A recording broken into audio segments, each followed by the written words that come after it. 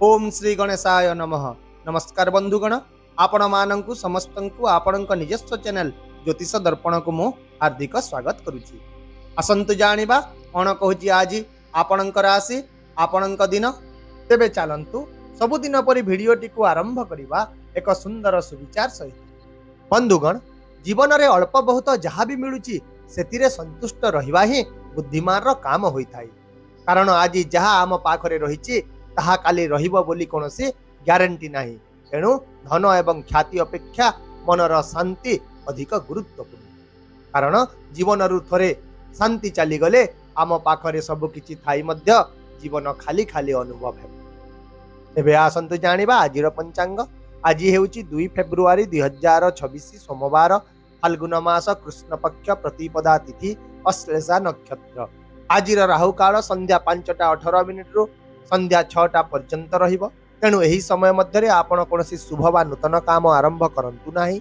सेहीपरि आजिर अमृत मुहूर्त अर्थात दिनर सबुठारु शुभ समय दिवा 11:30 रु अपराह्न 1:40 पर्यंत रहिबो, जहाँकि समस्त काम पाई एक भल एवं शुभ समय हेबो। चंद्र आज कर्कट राशि रे एवं सूर्य मकर राशि रे गोचर करिवे। चलंतु एबे कुंभ राशि रो आजिर दैनिक राशिफल विषय रे विस्तृत भाव रे आलोचना करिबा। विशेष भाव रे आज आपनकु निजर आरामदायक क्षेत्र रु बाहर को बाहरिबा को पड़िबो एवं आपण आज निज जीवन रे चलीथिबा पुराना तरीका एवं परंपरा को बदलाइले ही उन्नति हेबो। आउ मध्य आज आपनकु टिके अधिक गंभीर चिंताशील एवं दायित्ववान हेबा को पड़िबो। दिनर प्रारंभ रे जदियो एहा टिके कष्टकर मने हेबो एवं आपण भयभीत मध्य अनुभव करिवे, किंतु एही प्रयास दिनर शेष सुद्धा आपणक जीवन को परिवर्तन करिदेबे। यदि आपण आज निजर साहस प्रदर्शन करिवे तेबे आपण भविष्य रे निज भितरे एक गुरुत्वपूर्ण परिवर्तन मध्य अनुभव करिवे। एबे आसंतु जानिबा आज दिनटी आपणक पई चाकरी, क्यारियर, व्यवसाय एवं शिक्षा दृष्टि किपरि रहिबो। तेबे कार्यक्षेत्र रे आज आपणकर मन एवं चिंताधारा नूतन शक्ति रे परिपूर्ण रहिबो।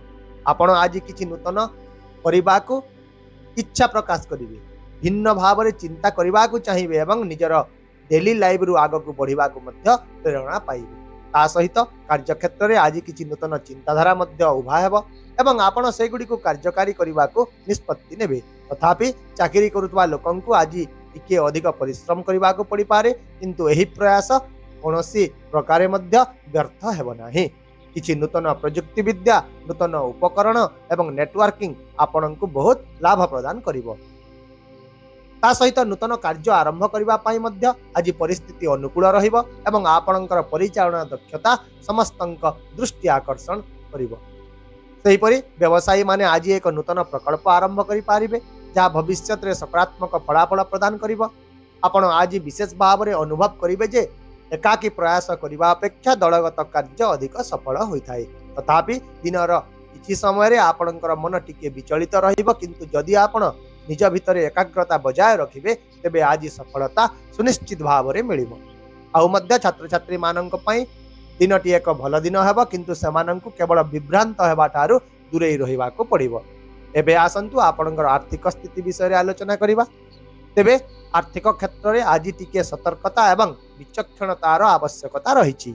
हठात किछि आर्थिक लाभ किंबा अप्रत्याशित आयर संभावना रही, किंतु आपण आज विलासपूर्ण जिनिस गुड़िक खर्च करने को प्रलोभित हो पारती। तेणु आज एही जिनिस गुड़िक दूरे रहिबा आपणक पई बहुत भल हेबो। एहा सहित वर्धित खर्च को मध्य आपण आज नियंत्रण करंतु, बुद्धिमान भाव रे विनियोग करंतु एवं इमोशनल भाव रे कोनोसी बड़ आर्थिक निष्पत्ति नियंतु नाही। तथापि आज आपण को कोनोसी एक दीर्घकालीन संपत्ति किंबा आर्थिक समस्यार समाधान मिली जिवो, जहा आपण को मानसिक शांति सहित संतोष प्रदान करिवो एवं जे कोनोसी स्थगित आर्थिक कार्य गुड़िक मध्य आज समाप्त हेबो। एबे आसंतु जानिबा आपणक स्वास्थ्य विषय रे। तेबे आपणक आज निज स्वास्थ्य प्रति विशेष ध्यान देबा को पड़िबो। विशेष भाव रे आज आपण निजर खाद्यपेय को अवहेला करंतु नाही। पाग अनुसार निजर दिनचर्या को मध्य परिवर्तन करंतु। ता सहित स्क्रीन समय को ह्रास करंतु, अधिक पानी पियंतु। यह व्यतीत आज किछि समय पाई मानसिक थकापण मध्य देखा दे पारे, किंतु यह संध्या सुद्धा धीरे धीरे कमिबा को लागिबो। जदि आज आपण निजर दिनचर्या को सठिक भाव में पालन करेंगे और विश्राम को प्राथमिकता देवे ताहेले आपणक शरीर और मन उभय सुस्थ रहिबो। वर्तमान आसंतु आपणक पारिवारिक सामाजिक प्रेम एवं वैवाहिक जीवन विषय रे आलोचना करिबा। तेबे सामग्रिक भाव में आज आपणकर पारिवारिक जीवन में शांति एवं संतुलन बजाय रहिबो। घरे कोनोसी जने नूतन अतिथि आसी पारंती जहाँ घरे एक मनोरम परिवेश सृष्टि करिबो। आपण आज निज परिवार सहित बाहर को जीवा किंबा यात्रा योजना मध्य करि पारंती। यह छड़ा जदि परिवार कोनोसी सदस्यंक विवाह रे कोनोसी बाधा उपजुची तेबे यहाकु समाधान करिबा पई आज आपण जने बंधु किंबा परिचितंक सह मध्य कथा होई पारिबे। सामाजिक जीवन रे पारस्परिक क्रिया वृद्धि पाइबो एवं किछि नूतन संपर्क मध्य स्थापन हेबो जहाँ भविष्यत रे आपणक पई लाभदायक प्रमाणित हेबो।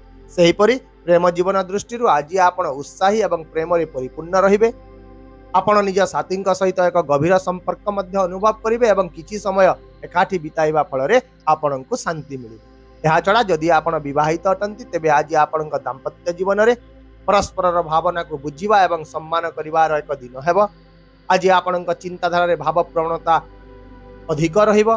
तथापि जदि आज कौनसी अतीतर अभिज्ञता किंबा कौनसी विशेष व्यक्ति स्मृति आपण को दुखित करुछि ताहेले ताहाकु आपण निज जीवन साथी सहित खुलाखोली भाव में आलोचना करंतु जहा फल रे आपणकर मन हालुका हेबो।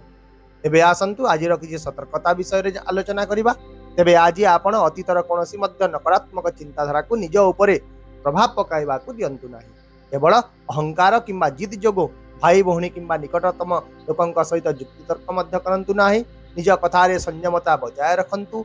कार्यस्थल रे जे कोनोसी विभ्रांति दूरेई रहंतु एवं क्रोधर वशवर्ती होई कोनोसी कार्य मध्य परिवा ठारू दूरेई रहंतु। ताहेले आपणक पई आजिर विशेष प्रतिकार हेउची आज आपण एक रुद्राक्ष माला दान करिबा आपणक पई बहुत शुभ हेबो। एहा सहित धड़ा किंबा हालुका रंगर पोशाक मध्य पिन्नंतु जहाँ आपणक मनरे शांति एवं सकारात्मक शक्ति प्रदान करिबो।